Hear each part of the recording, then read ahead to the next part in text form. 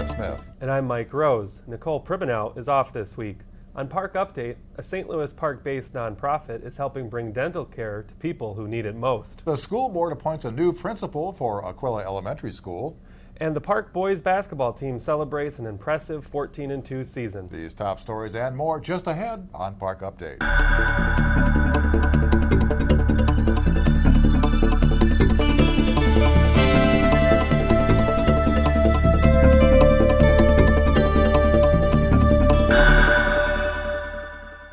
Some people joke that pothole season is Minnesota's 5th season. And if that's the case, it's just around the corner. Potholes typically form in late winter and early spring when rain or snow melt gets into cracks in the pavement. When this moisture freezes, the resulting pressure causes the pavement to break and fail. If you spot a pothole in St. Louis Park, there are several ways to report it depending on who owns the road. For city roads, call St. Louis Park Public Works at 952-924-2562. Excelsior Boulevard and Minnetonka Boulevard are Hennepin County roads, so if you see any potholes on them, call the county. Their number is 612-596-0300. You can also report them online. For potholes on highways 394, 7, 100, and 169, contact MnDOT. Their number is 651-582-1550, and they also have an online reporting option. Volunteers are needed for an exciting opportunity at the St. Louis Park High School Career Fair on April 24th. You can help high school students see their career possibilities by volunteering to present experiences about your own profession. The Show and Tell the Possibilities event will be held from 10:35 to 11:35 a.m. If you are interested in participating in the Career Information Fair, contact Kara Mueller at mueller.kara@slpschools.org or 952-928-6187. A St. Louis Park-based nonprofit is helping bring dental care to people who need it most.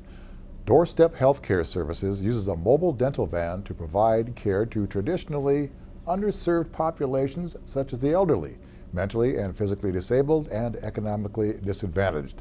Park TV recently caught up with Doorstep staff to learn more about the service. Well, basically, our mission is to serve the underserved. So we started by providing mobile services to nursing homes. It's very hard to get somebody out of a nursing home.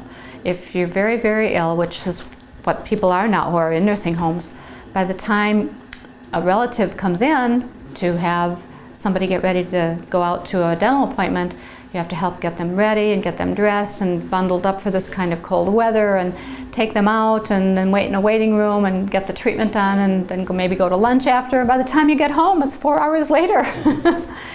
Well, it's, the first thing we do is we set up, we get our equipment all loaded and ready, and we have a lot of charts. A lot of times we have more patients to see than we can fit in, into one day, but it's usually pretty fast paced. We're trying to see as many folks as we can, but at the same time, trying to do a good job for everybody. We're sort of centrally located near where many of our facilities are, and that way we can see patients very frequently. But the clinic is open to everybody, and we're one of the few dental practices that accepts medical assistance and other forms of payment from people who have very limited incomes. We're available for anyone in the public to come. It's not just for people that are physically ill and not able to receive care. It's for anyone. We're right here in the community, so we'd love to be able to have anyone come to see us. And then again, as we said, if you come here, then it helps support others who have less and can't afford it on their own. You can visit Doorstep Healthcare Services online at doorstephealthcare.org. Well, did you know St. Louis Park has 35 neighborhoods, many of which have active and successful neighborhood associations?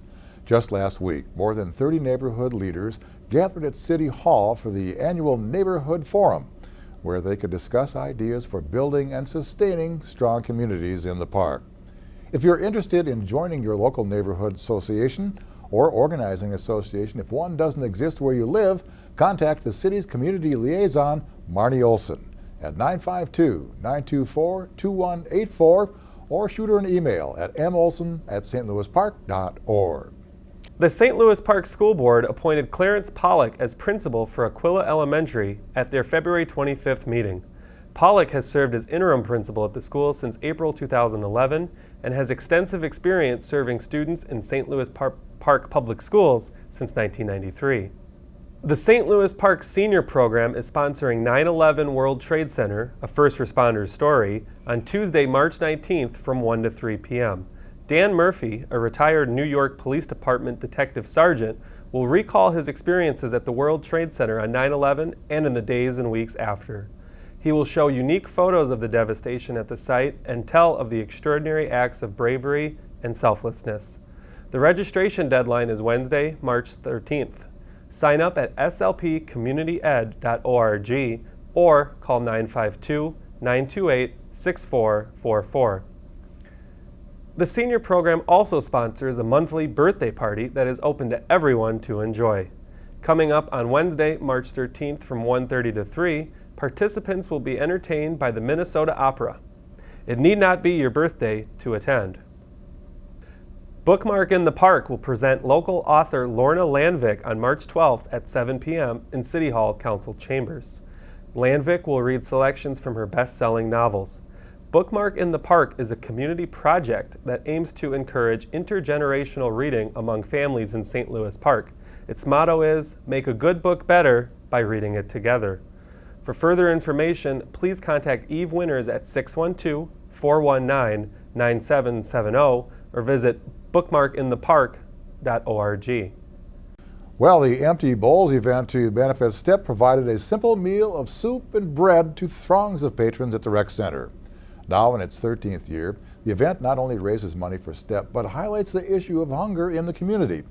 Attendees also took home a handcrafted empty bowl made by artists, students, and community members to remind people of those who struggle to find regular meals.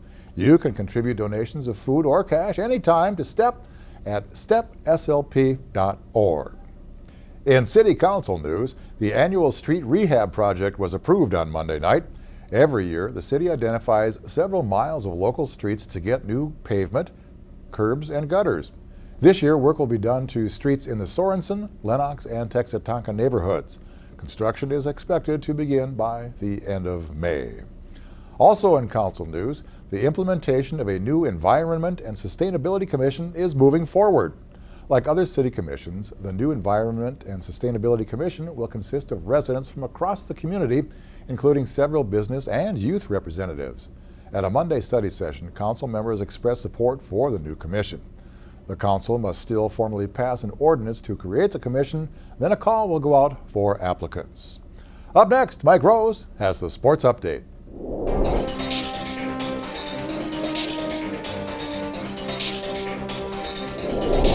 You can't have a much better senior night than the one the St. Louis Park boys basketball team celebrated at the high school on Friday, March 1st.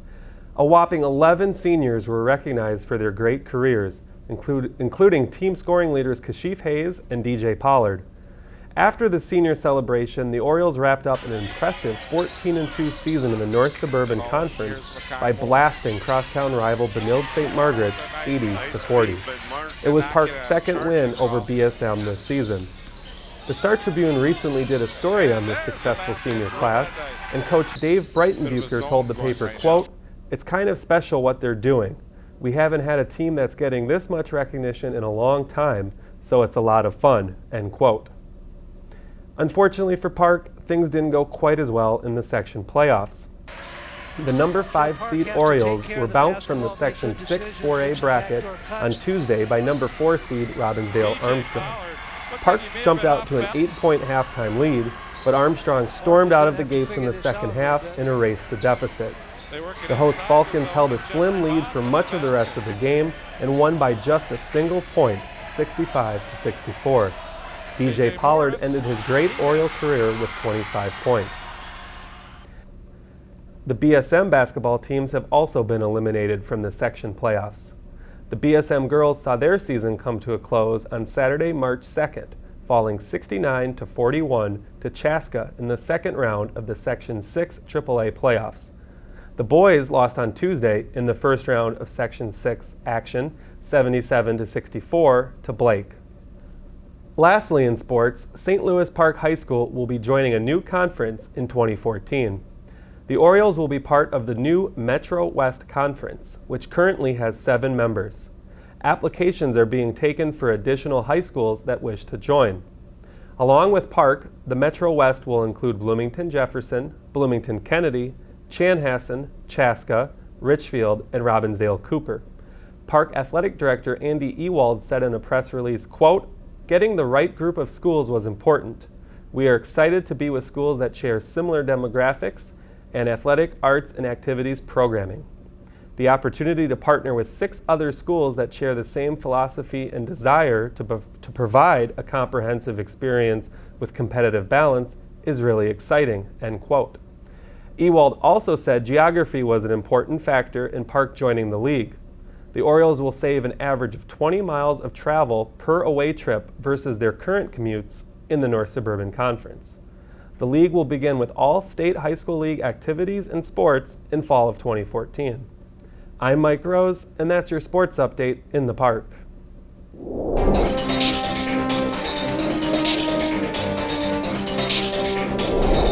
Well, that's it for this week's Park Update. Thank you for watching. Now be sure you take some time to get out and experience life in the park.